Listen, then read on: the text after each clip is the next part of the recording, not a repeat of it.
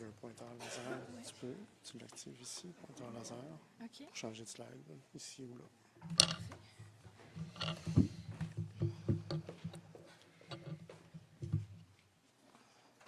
Okay. Bon, bonjour à tous, puis merci à tout le monde d'être venu.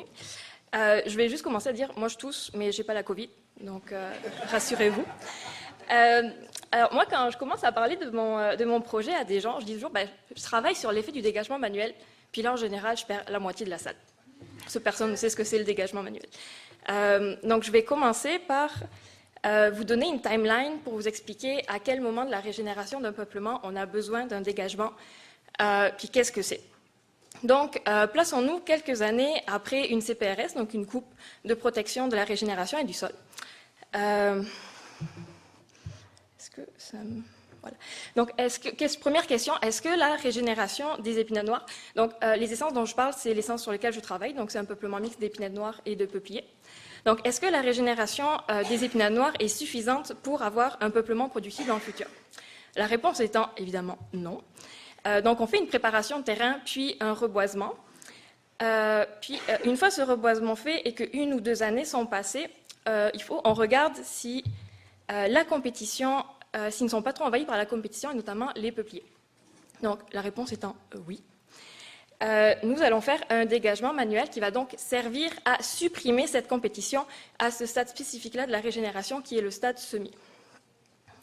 Alors, le scénario théorique d'un dégagement, dans un monde idéal, évidemment, serait que, on enlève tous les peupliers, à l'année 0, on se retrouve avec juste des épinettes ou des essences résineuses, puis plus rien autour. Puis, à partir de la première année, les épinettes peuvent pousser, puis les compétiteurs, ils restent dans le sous-bois. Sauf que c'est pas ça qui se passe. Sinon, j'aurais pas de projet. Ce qui se passe, c'est que les peupliers, ils repoussent l'année suivante, ils re-envahissent le peuplement et les épinettes restent encore une fois submergées. Et si on veut arriver du résultat qu'on a en ce moment avec le résultat que l'on voudrait théorique, il faudrait nécessiter des passages très très réguliers pour faire des dégagements. Ce qui est un problème à la fois économique, parce qu'il faut aller les trouver, les travailleurs, puis il faut aller les payer pour faire ces passages réguliers, et environnemental, parce qu'il faut se déplacer sur les peuplements, et ça prend beaucoup de gaz pour utiliser une débroussailleuse pour aller enlever tous les peupliers. Alors, pourquoi ça ne marche pas? Voilà. Pourquoi le scénario ne marche pas? C'est parce que le peuplier peut se régénérer par drageonnement. Donc c'est une stratégie qui permet à un individu dont la tige principale a été coupée de repousser rapidement par ses racines pour compenser sa perte. Puis en temps normal, quand la tige principale elle est là, elle envoie des phytohormones qui s'appellent de l'auxine dans les racines pour justement inhiber ce drageonnement. Donc finalement, le fait de couper tous les peupliers pendant le dégagement relance la régénération juste après. Et donc enlève ce qu'on appelle la dominance apicale. Puis c'est cette autorégulation, cette dominance apicale présente qui nous intéresse dans cette étude et on a axé ma recherche sur vraiment une question principale. Est-ce que le fait de laisser des tiges de peupliers, et notamment les plus grosses, ne permettrait pas de limiter naturellement le drageonnement et donc de réduire le nombre d'interventions?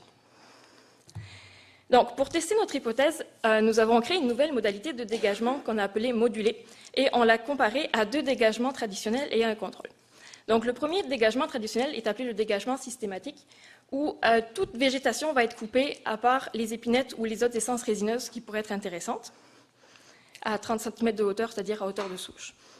Le deuxième dégagement est appelé par puits de lumière, est également un dégagement traditionnel, mais il est plus compliqué à mettre en place à ce stade-là de la régénération parce que les épinettes sont vraiment petites. On va aller cibler chaque tige de l'essence qui nous intéresse et puis on va aller dégager entre 60 et 90 cm autour de cette tige, puis le reste va être laissé tranquille. Puis finalement, mon dégagement modulé, qui est notre nouveau dégagement testé, c'est le même que le dégagement systématique, sauf qu'on va laisser 20% des tiges les plus grosses dans le peuplement, puis un contrôle où il n'y a pas eu de dégagement. Donc, moi, mon site d'étude, il se situe dans le Témiscamingue, près du village de Saint-Édouard-de-Fabre, pour ceux qui connaissent, et comporte 3 réplicas de 4 hectares chacun. Donc, chaque réplica a été divisé en 4 unités de traitement de 1 hectare, et un traitement a été aléatoirement attribué à chaque unité. Puis nous avons 3 placettes de 50 mètres carrés dans chaque unité, ce qui nous donne 36 plancettes d'inventaire au total. Donc moi, je vais présenter mon premier chapitre qui parle vraiment juste de la croissance et dont l'objectif est de comprendre les effets du dégagement sur la régénération des peupliers. J'ai deux hypothèses principales. La première étant que le nombre de nouveaux drageons dans le traitement modulé est plus petit que dans le traitement systématique. Puis la deuxième hypothèse est sur la croissance des peupliers, où le volume total des peupliers est plus grand dans le traitement modulé et le volume est également le plus petit dans le traitement systématique. Donc, regardons nos résultats. Donc, hypothèse 1 sur la densité. Donc là, mon graphique, puis ça va être la même base pour les autres graphiques. Bon, là, c'est la densité, mais ça va être la variable expliquée en ordonnée, puis en abscisse, les traitements. Puis à l'intérieur de chaque traitement, j'ai séparé donc, ce que j'appelais les new en foncé, donc les dégagements, les drageons qui sont apparus après le dégagement, et les remnants, qui sont les peupliers qui ont été laissés pendant le dégagement. Donc, ce qu'on peut voir, c'est que entre CT, c'est crop tree, c'est le puits de lumière, puis RDL, c'est reverse diameter limit, c'est le modulé. Donc, entre le traitement modulé et le traitement systématique, on voit qu'il y a 2 fois moins de drageons. Puis, évidemment, dans le systématique, il n'y a pas de remnant parce qu'on a tout coupé. Quand on regarde au niveau de la densité totale, donc on additionne les new et les remnants, on voit que entre le contrôle et le systématique, il y a exactement la même densité. Donc, ça veut dire qu'un an après le dégagement, il y a le même nombre de peupliers qui a repoussé que quand on ne fait rien. Donc, ça explique pourquoi j'ai besoin de faire cette recherche. Puis, encore une fois, même en additionnant les restants puis les nouveaux, on voit que dans le traitement modulé, il y a encore 1,5 fois moins de peupliers que dans le systématique. Donc, victoire, l'hypothèse est validée. Puis, donc, passons pour mon hypothèse 2. Donc, pour ma deuxième hypothèse, j'ai regardé le volume par tige puis le volume par hectare, qui est légèrement différent. Donc là, ce qu'on peut voir, puis c'est quand même assez flagrant. Alors, tout d'abord, il n'y a aucune différence dans le volume par tige dans tous les nouveaux drageons. Puis, dans les restants, on voit que dans le modulé, il y a vraiment comme 8 fois plus. Le volume est 8 fois plus grand que dans le contrôle, par exemple, ce qui est très logique parce qu'on a gardé les plus gros peupliers, puis ils ont profité du manque de compétition pour mieux pousser. Puis, quand on regarde au niveau au volume total, on voit toujours, encore une fois, que le volume total du modulé est 17 fois plus important que dans le volume total du systématique. Donc, encore une fois, mon hypothèse est validée. Victoire, c'est bien. Je suis contente. Quand on regarde le volume à l'hectare de la régénération, donc c'est la densité qui est prise en compte en même temps que le volume par tige, on peut voir que on a vu qu'il y avait beaucoup de drageons qui ont poussé dans le systématique. Donc, le volume total, le volume des nouveaux est plus grand que, par exemple, dans le contrôle. Puis, le volume des remnants dans le modulé, par exemple, est relativement similaire aux autres. Donc, quand on regarde le volume total, encore une fois, il y a un facteur de 12, donc il y a 12 fois plus, le volume est 12 fois plus important dans le traitement modulé que dans le traitement systématique. Donc, c'est très bien, toutes mes hypothèses sont validées, c'est très bien.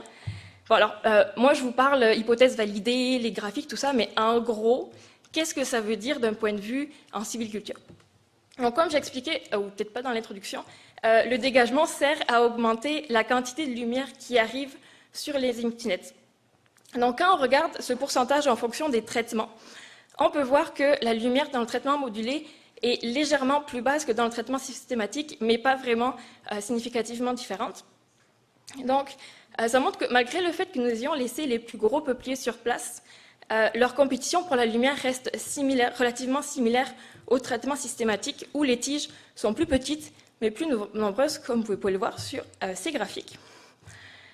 Donc là, on voit vraiment bien que le traitement modulé a moins de drageons, moins d'individus, mais ils sont beaucoup plus gros par rapport au systématique où ils sont vraiment petits, mais très nombreux.